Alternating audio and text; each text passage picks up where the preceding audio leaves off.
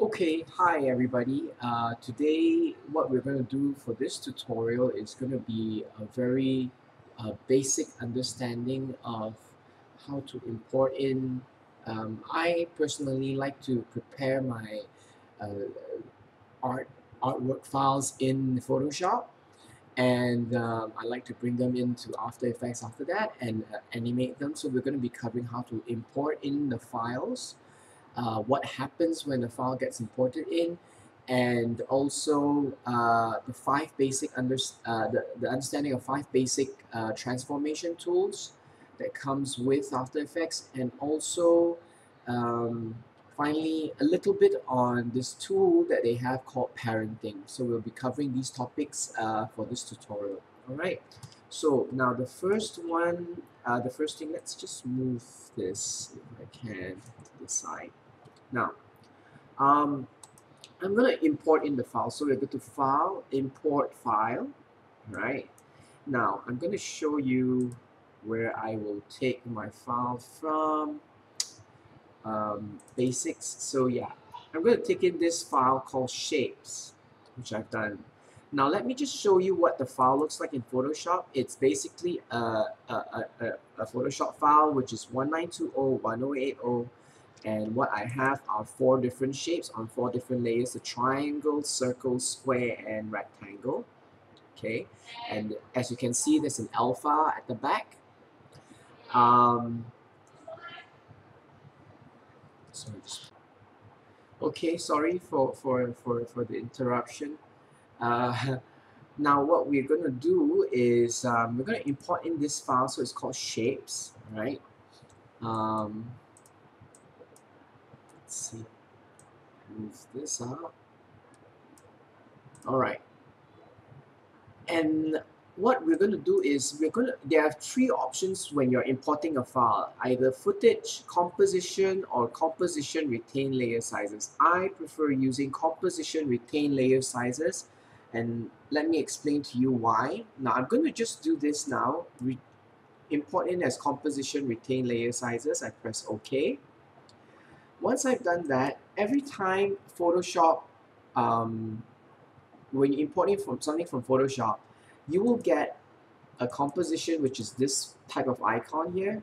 It has like multiple shapes inside. It is not because I made the shape, but the icon does look like that. Right? It just so happens that we are just playing around with shapes today. Then it will come with a folder of all these shapes. Okay, and you can see it's a PSD layer. All right, now if I click on this composition, which is basically like a stage. What a composition is like a stage for your animation. You'll find that all the four components are here. Now this area here, this this project tab here, I kind of see it as a library. This is your stage. This is where all your effects are on the right hand side. This is the way I like my kind of console to be. And this bottom part here is the timeline. Yeah, so it's elements across time. All right, so now I'm just going to go and I want to show you now the difference. Sorry, getting back to the difference between importing in as composition retain layer sizes, or just importing it as composition. Now, if I click on one of these elements, for example, the triangle, you notice this 8 boxes, these little tiny boxes that surround the triangle. That's what I call a bounding box. But and you notice that it surrounds the triangle very nicely. And if, let's say, I were to transform it, like rotate it or even scale it, it's very logical. It's very simple to understand. In fact, if I scale it, I can not only do it here, but I could click it here, hold down my shift key, and stretch it. So it's pretty simple.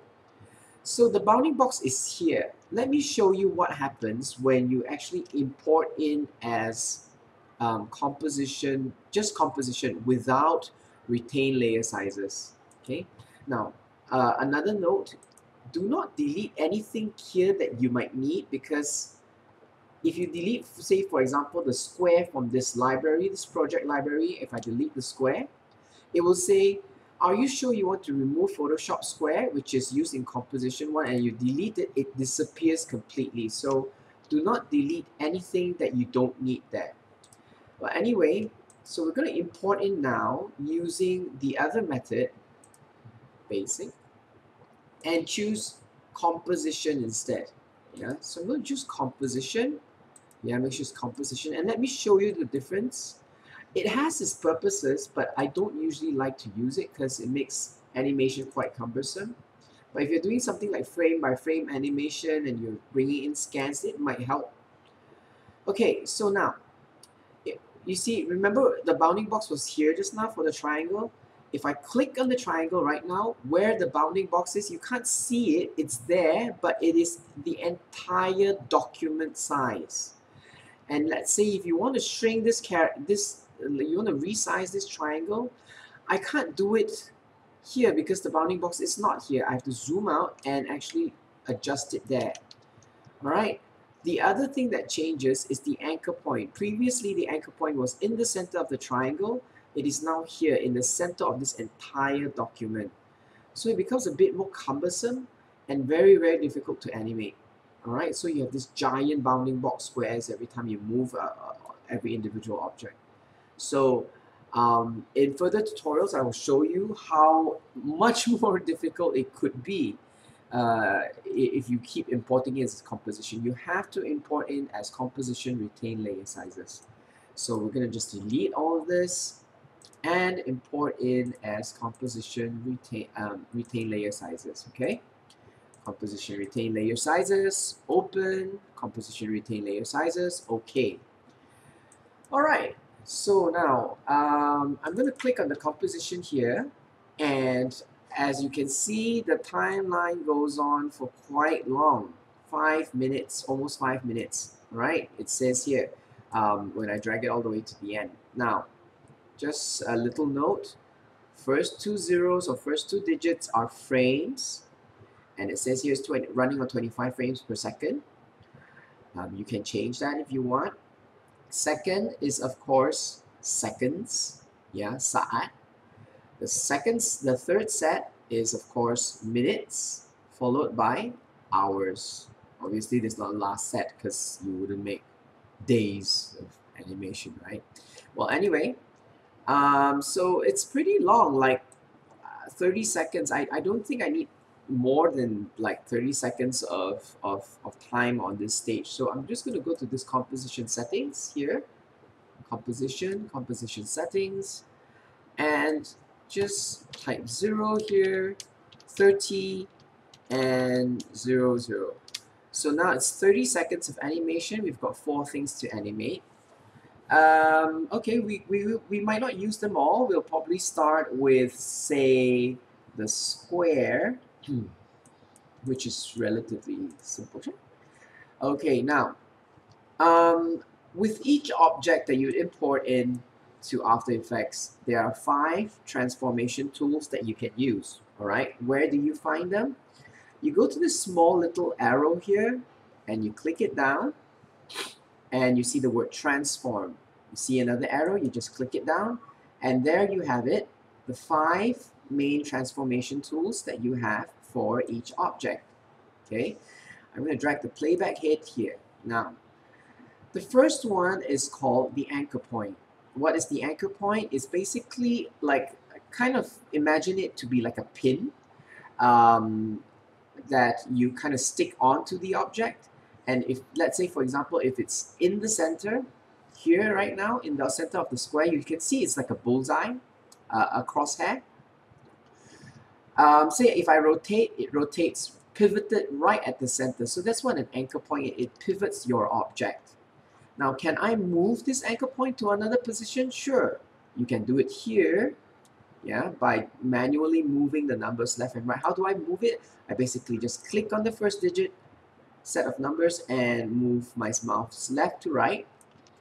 Or what you can do is press Y on your keyboard, move the anchor point to, say, a corner here, and you notice that the numbers have changed as well over here. Right? Now try rotating it. You notice that it's now rotating on a very different orientation. It's because now the anchor point or pivot is moved to the corner. Okay? All right.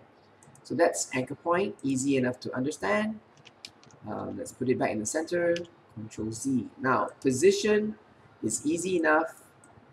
You move things around, yeah, and the digit moves. Now, I think position is a good time to show you how to use these transformation tools and how to activate them, or rather how to start keyframing them in animation terms.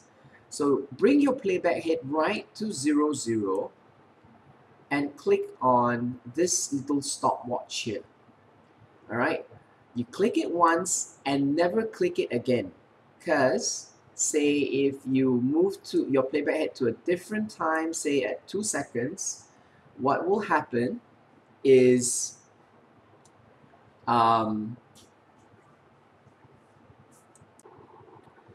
sorry for the interruption again, my daughter just came up for a bit. Okay, anyway, now if I move my playback head to another time, for example 2 seconds, at 2 seconds, and I click and move the object, you notice that another keyframe is automatically made. I did not need to go back to the stopwatch to make it. So after this, you can see animation has already happened. So subsequently, every time you move your playback head to a different time, you change it, position, you keep changing the position, you notice this string with little dots appearing. That is the object moving. Okay, so that's the animation already. All right. How about scale? Same thing. All right, so scale, if you click on it, say you started at 10% of the current size, which is really small, and say by the time it moves to this portion, it becomes 100. So you just key in 100. So you can see that the time has increased. The size has increased, right?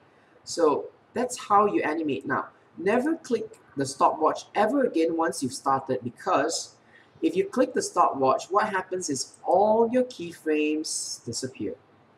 All right, so it's a key thing to note that you only click it if you don't want any of the keyframes anymore. You want to just make an object static again. Just click on the stopwatch and all of the keyframes will go. All right. Now rotation is just bringing the object, rotating left or right, or clockwise or counterclockwise. And opacity, of course, is to make the object disappear.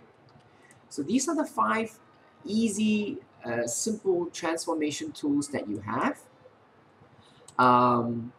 You can, of course, add animation qualities to it. For example, if I click on the square and I click in position and have it move from left to right in, say, 3 seconds, click, hold down my shift key because I want it to move in the same line. Do you notice this little dots here? I think it's a lot clearer once I switch this on. Yeah, toggle transparency grid. You notice these little dots here? It's basically the dots mark the location of the anchor point as it travels across the screen. All right. So now, how do we manipulate that to kind of give the square a kind of easing in and easing out, rather easing out and easing in? You see this graph next to the word position here? You click that, and then you click on the graph editor, and you see this graph. All right. However, if you don't see this sort of graph and what you see is something like this, don't be afraid. For position, it is better to actually edit with a edit speed graph. Okay, it's a lot easier to understand, so click on that. So basically you see what you see here is the speed. So right now it is traveling at about 400 pixels per second. It says here 400 pixels over 2 seconds.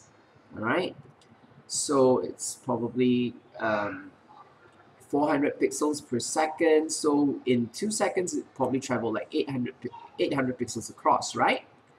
So now, how do you do an easy ease? You just select the two keyframes, you go all the way down here, and you can see this word easy ease. Just click on it, and you notice that now the distance between the little dots have changed, right? So if you press play or you press preview, okay, I'm gonna shrink this down so that it doesn't preview the whole length of the timeline. I'm gonna press preview, RAM preview.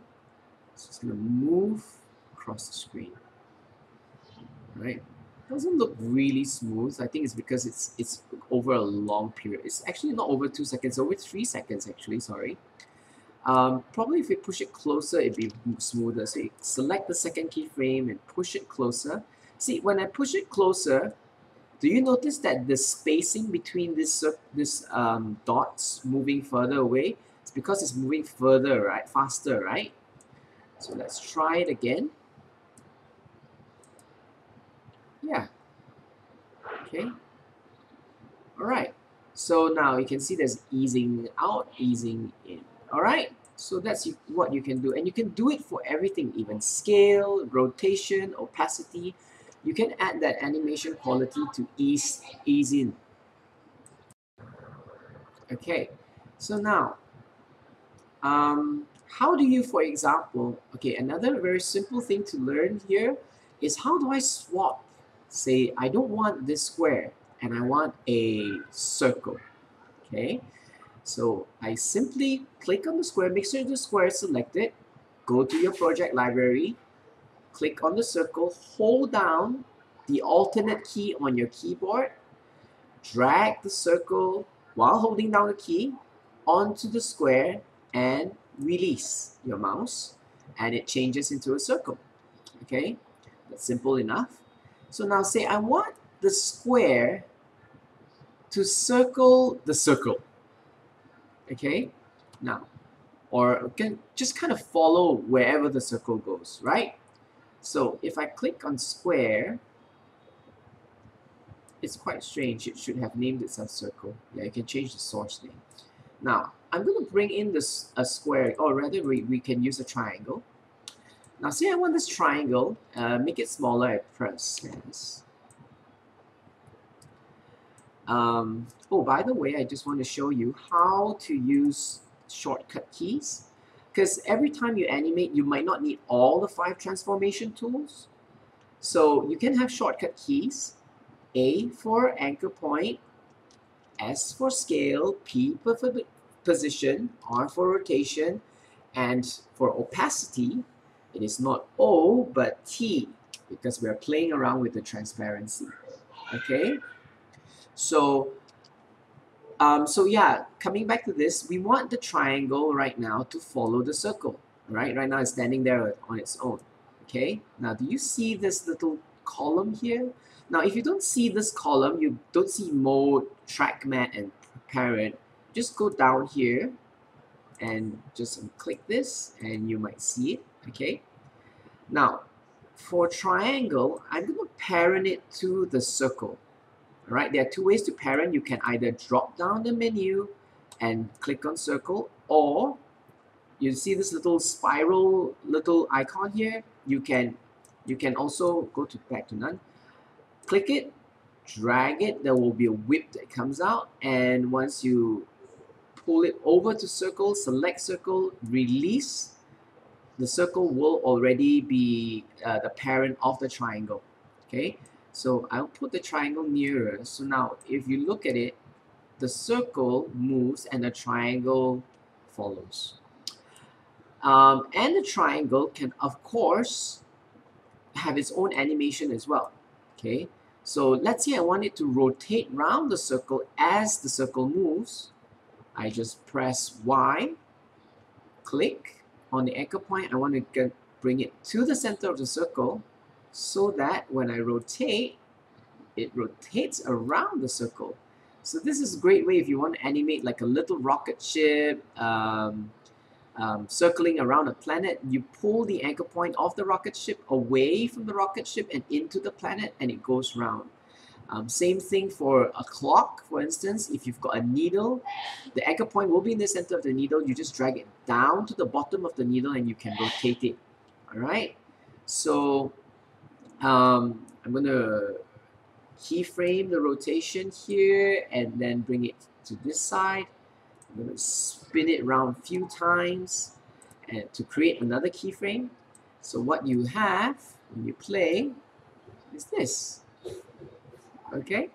So I think this is good enough, an introduction to shapes and sorry, not shapes, using shapes and playing around with these shapes and the 5 basic transformation tools, and you can do tons of animation just by this 5 transformation tools alone.